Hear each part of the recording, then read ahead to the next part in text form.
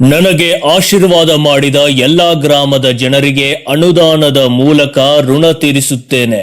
ಸಂಸದೆ ಪ್ರಿಯಾಂಕಾ ಜಾರಕಿಹೊಳಿ.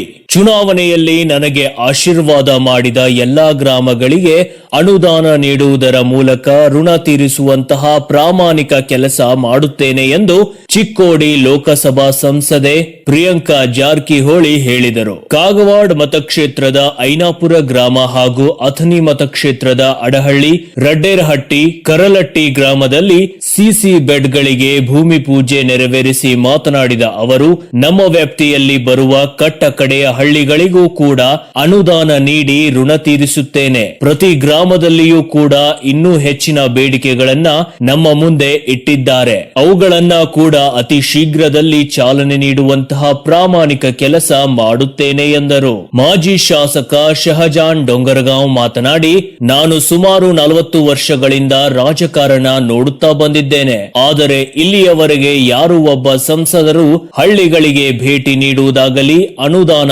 ತರುವುದಾಗಲಿ ಎಂದಿಗೂ ಮಾಡಿಲ್ಲ. ಅಂಥವರಿಗೆ ವಿಭಿನ್ನವಾಗಿ ಚಿಕ್ಕೋಡಿ ಸಂಸದೆ ಕುಮಾರಿ ಪ್ರಿಯಾಂಕಾ ಜಾರಕಿಹೊಳಿ ಅವರು ತಮ್ಮ ಲೋಕಸಭಾ ವ್ಯಾಪ್ತಿಯಲ್ಲಿ ಬರುವ ಎಲ್ಲಾ ಹಳ್ಳಿಗಳಿಗೂ ಭೇಟಿ ನೀಡುವುದರ ಜೊತೆಗೆ ಅನುದಾನ ನೀಡುತ್ತಾ ಬಂದಿದ್ದಾರೆ. ಇವರ ಕಾರ್ಯ ಈಗಿನ ಯುವ ರಾಜಕಾರಣಿಗಳಿಗೆ ಮಾದರಿಯಾಗಿದ್ದಾರೆ ಎಂದರು. ಇದೇ ಸಮಯದಲ್ಲಿ ಗಜಾನನ್ ಮಂಗಸೂಳಿ, ಅಸ್ಲಾಂ ನಾಲ್ಬಂದ್, ರಮೇಶ್ ಸಿಂದಗಿ, ಗುತ್ತಿಗೆದಾರ ಸಿದ್ದಾರೂಢ ನ್ಯಾಮಗೌಡ್, ಮುಖಂಡರಾದ ಶಿವು ಸಿಂಧೂರ್, ರೇಖಾ ಪಾಟೀಲ್, ಭಾಳ್ ಮುಜಾವರ್, ಶೌಕತ್ ಮುಜಾವರ್, ನೂರ್ ಮುಜಾವರ್, ಬಂದೇ ನವಾಜ್ ಮುಜಾವರ್, ಪಿಂಟು ಮುಜಾವರ್, ಮಕ್ಬೂಲ್ ಮುಜಾವರ್, ಲಾಲ್ ಸಾಬ್ ಮುಜಾವರ್, ಬದ್ರು ಕೊರ್ಬು, ರಾಜು ಭಜಂತ್ರಿ, ವಿಲಾಸ್ ಭಜಂತ್ರಿ, ಪಾರುಗೌಡ ಬಿರಾದರ್, ಅಂಬಣ್ಣ ಬಿರಾದರ್, ಸಿದ್ದಪ್ಪ ಬಳ್ಳೊಳ್ಳಿ, ಅಪ್ಪು ಸಾವ್ಕಾರ್ ಸೇರಿದಂತೆ ಅನೇಕ ಮುಖಂಡರು ಉಪಸ್ಥಿತರಿದ್ದರು. ವರದಿ ಸತೀಶ್ ಕೋಳಿ, ನ್ಯೂಸ್ ಫಾಸ್ಟ್ ಕನ್ನಡ, ಅಥಣಿ.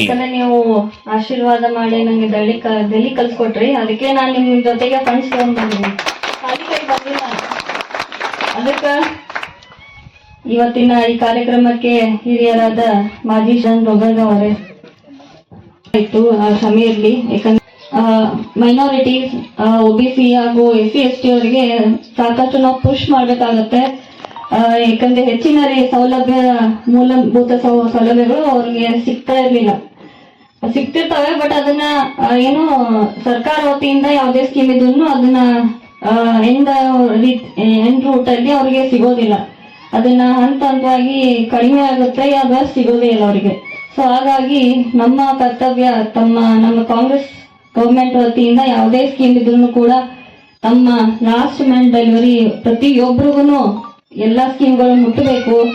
ಪ್ರತಿಯೊಂದು ಕಾಲನಿ ಆಗಿರ್ಲಿ, ಕಾಲನಿಯ ರೋಡ್ ಆಗಿರ್ಲಿ, ಗಟಾರ್ ಆಗಿರ್ಲಿ, ಅದು ಪ್ರತಿಯೊಂದನ್ನು ನಾವು ಗಮನದಲ್ಲಿ ಇಟ್ಕೊಂಡು ನಾವು ಅಭಿವೃದ್ಧಿ ಕಾರ್ಯನ ಮಾಡ್ತಾ ಇದ್ವಿ. ಯಾಕಂದ್ರೆ MP ಅಂದ್ರೆ ಬರೀ ಡೆಲ್ಲಿ ಟು ಕಾನ್ಸ್ಟಿಟ್ಯೂನ್ಸಿ ಇರುತ್ತೆ. ಆಕ್ಚುಲಿ ಅದು ಶಾಸಕರ ಕೆಲಸ ಇರುತ್ತೆ. ಆಕ್ಚುಲಿ ಪ್ರತಿಯೊಂದು ಕಾಲನಿಗೆ ಅವ್ರ ಅಟೆನ್ಷನ್ ಕೊಡ್ಬೇಕಾಗುತ್ತೆ. ಬಟ್ ನಾವು ಕೂಡ ಒಂದು ಹಳ್ಳಿ, ಒಂದು ಪಂಚಾಯತಿಯಲ್ಲಿ ಫಂಡ್ಸ್ ಇಲ್ಲ ಅಂತ ನಮ್ ಕಡೆ ಬರ್ತಾರೆ. ಈಗ ತಾನೇ ಮನವಿಯಲ್ಲಿ ಕೊಟ್ಟಿದ್ದಾರೆ, ಫಂಡ್ಸ್ ಇಲ್ಲ, ತಮ್ಮ ಅನುದಾನದಲ್ಲಿ ರೋಡ್ ವರ್ಕ್ ಇಲ್ಲೊಂದು ಸಮುದಾಯ ಭವನ್ಗೆ ಹಾಕೊಡಿ ಅಂತ ಜೈ ಭೀಮ್ ಅವರು ಕೂಡ ಅಂಬೇಡ್ಕರ್ ಭವನ ಮಾಡ್ಕೊಡಿ ಅಂತ ಅವರು ಕೂಡ ಮನವಿ ಮಾಡಿದ್ದಾರೆ.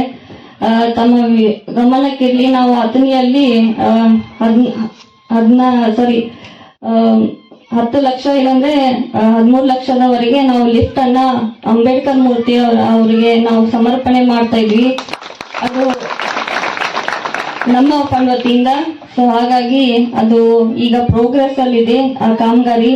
ಬೇಗನೆ ಲಿಫ್ಟ್ ಮೂರ್ತಿಗೆ ಲಿಫ್ಟ್ ಕೊಡುವಂತ ನಾವು ಕೆಲಸವನ್ನ ಮಾಡ್ತಾ ಇದ್ವಿ. ಅದಕ್ಕಾಗಿ ಪ್ರತಿಯೊಂದನ್ನು ಕಮ್ಯುನಿಟಿ, ಪ್ರತಿಯೊಂದನ್ನು ಕ್ಷೇತ್ರದ ಎಲ್ಲ ಸಮಾಜದವ್ರಿಗೂ ಎಲ್ಲ ಸ್ಕೀಮ್ಗಳು ಮುಟ್ಟಬೇಕು, ಫಂಡ್ಸ್ಗಳು ಮುಟ್ಟಬೇಕು ಅಂತ ತಂದೆಯವರ ಆದೇಶ ಇದೆ.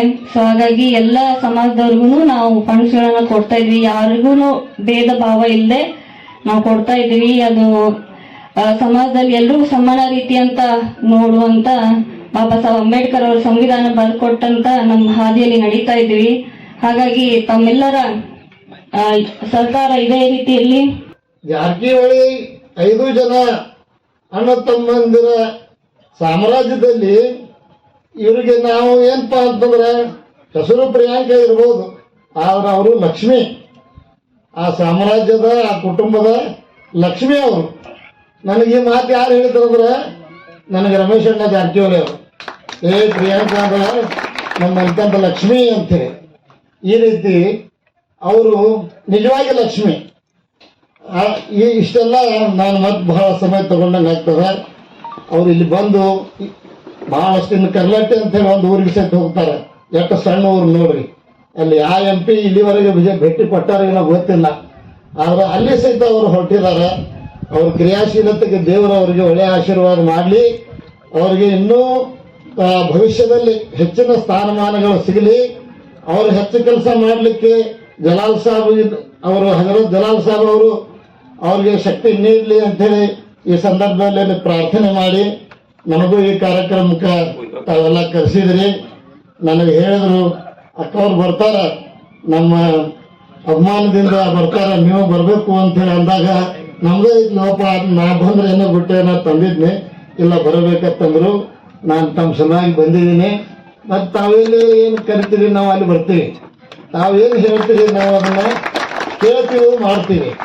ನಾವು ಕೊನೆಯದಾಗಿ ಇಷ್ಟೇ ಒಂದ್ಸಲ ನೆನಪು ಮಾಡಿದ್ದೀನಿ ತಮ್ಗೆ, ಶೇಡ್ಬಾಳದಿಂದ ಬಿಜಾಪುರದ್ದು ಒಂದು ರೈಲ್ವೆ ಸಲುವಾಗಿ. ಅದು ನಾವು ತಮ್ಮ ಭಾಷಣದಲ್ಲಿ ಅದ್ರ ಬಗ್ಗೆ ಹೇಳ್ರಿ. ಅದ್ರ ಸಲುವಾಗಿ ಹೋರಾಟಕ್ಕೆ ನಾವು ಏನು ಮಾಡಂತೀರಿ ಅದನ್ನು ಮಾಡ್ತೀವಿ. ದಿಲ್ಲಿ ತನಕ ಬರ್ರಿ ಅಂದ್ರೆ ನೀವು ತಗೊಂಡು ಬರ್ತೀವಿ ಅಂತ ಹೇಳಿ ನಾನು ಮಾತಾಡ್ಲಿಕ್ಕೆ ಅವಕಾಶ ಕೊಟ್ಟು